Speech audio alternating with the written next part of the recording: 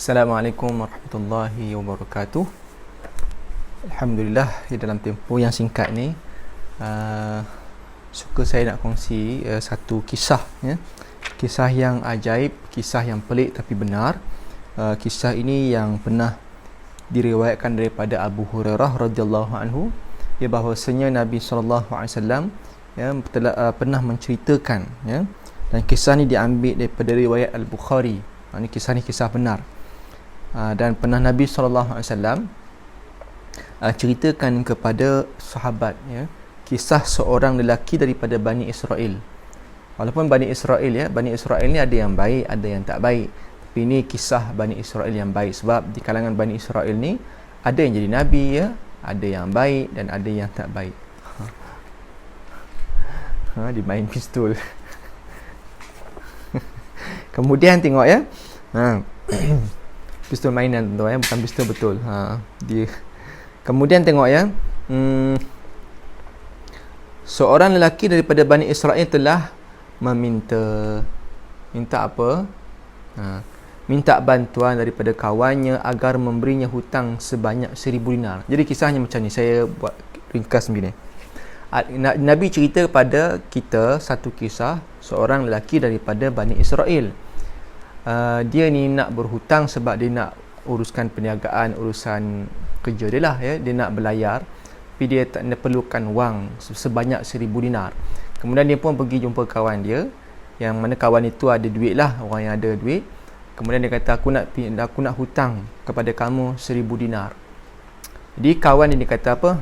Bawalah kamu saksi. Jadi yang si penghutang ni kata apa? Saksiku ialah Allah. Tapi yang kawan ni kata, kalau kamu nak hutang, bawalah saksi.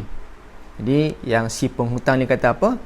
Saksiku, cukuplah bagiku, saksi aku adalah Allah Ta'ala. Maka sahabat hak tadi tu, yang kaya ni tadi kata, kalau macam tu tak apalah, kamu benar, ya, maka aku yakin dengan kamu, ya. Maka dia buatlah perjanjian. Maksudnya dekat sini tuan-tuan sekalian, hutang dalam Islam ni memang dibolehkan, iaitu hutang dalam bentuk disebutkan sebagai qardul hasan, iaitu hutang cara baik. Pinjam 1000 dinar, bayar balik 1000 dinar. Ya. Kemudian tuan-tuan sekalian, bagilah 1000 dinar dan dia pun pergi berlayar. Bila dia berlayar, setelah beberapa lama dengan perjanjiannya, sekian-sekian tarikh dia akan bayar balik hutang.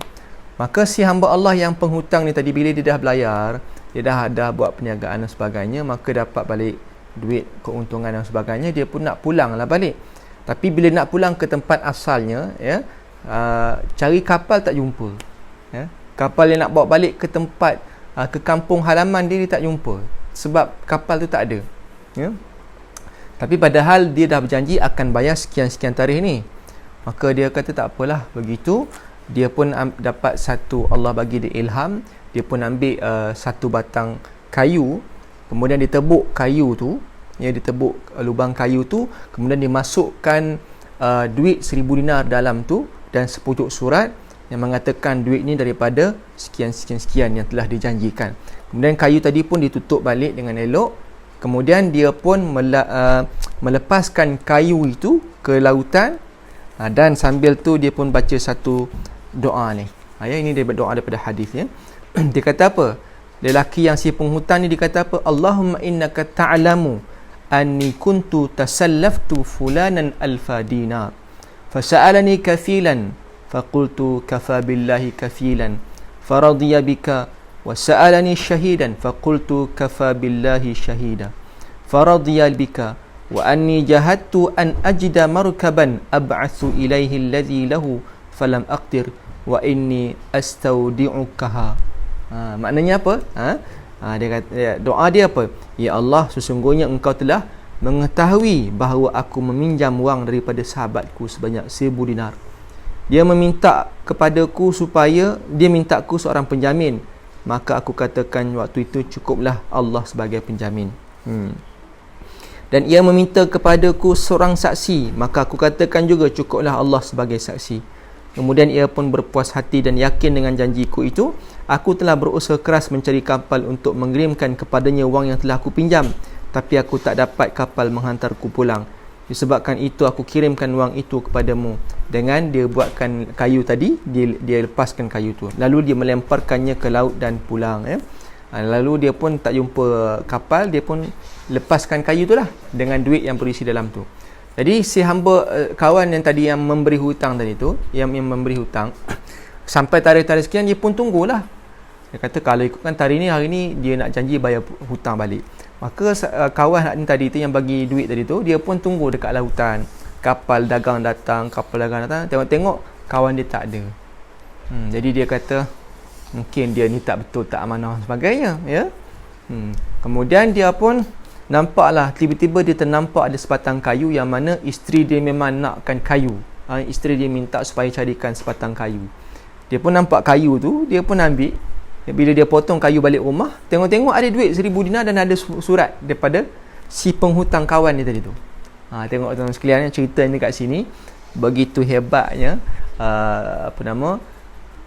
keimanan ataupun kebergantungan tawakal si Bani Israel tadi yang beriman kepada Allah. Benar-benar dia bersaksi, ya, menjadikan Allah sebagai saksi.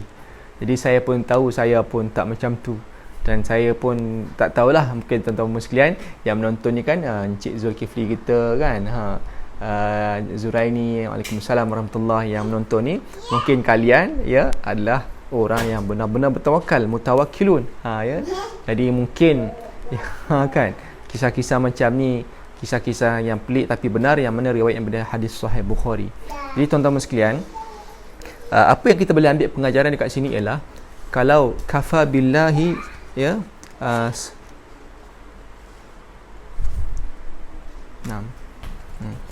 sebab tu dalam riwayat ni disebutkan kafa billahi kafila, cukuplah bagi aku Allah sebagai saksi.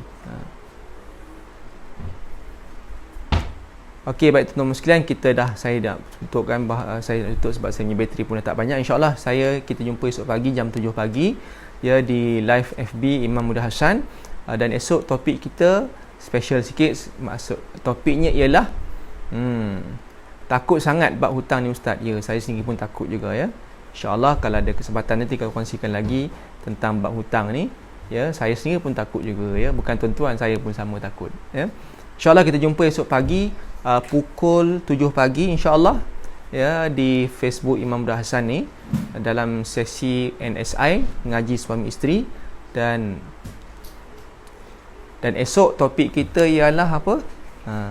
Allah tidak kedekut, ya. Jadi insyaAllah mudah-mudahan dapat kita pengajaran esok pagi. Kita jumpa, ya, jam 7 pagi.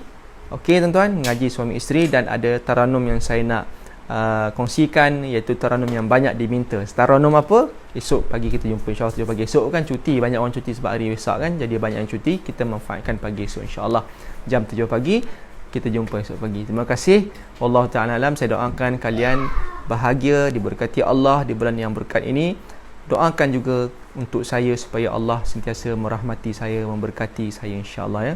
Lasak hero kat belakang tu sampai lebam tadi. Itulah tuan-tuan, ya. Anak lelaki biasalah, ya, duk main terantuk sana terantuk sini, tapi tak serik-serik, ya. Walaupun sihat je, ya. Walaupun dia lebam, mudah-mudahan sihat itulah. Wallahu a'lam insyaAllah. Aku liqauli hadza wa astaghfirullahal azim li wa lakum. Kita jumpa esok pagi. Terima kasih kepada sudi menonton. Allah sayang kalian, Allah sayang kita semua insya-Allah. Assalamualaikum warahmatullahi wabarakatuh.